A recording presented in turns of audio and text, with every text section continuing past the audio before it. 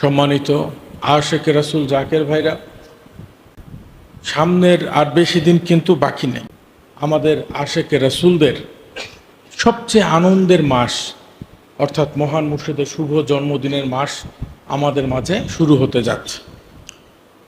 তো আমি সবাইকে যেই অনুরোধটুকু করব যে এই আনন্দের মাসের সামনের মাসে যেই অনুষ্ঠানগুলো, সেটা হচ্ছে একজন আশেক আর একজন মাসুকের।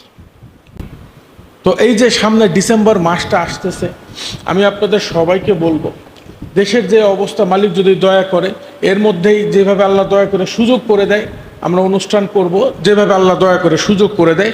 এখন আগে সিদ্ধান্ত নিচ্ছি না কিভাবে করব, আল্লাহ যেভাবে সুযোগ করে দেয়।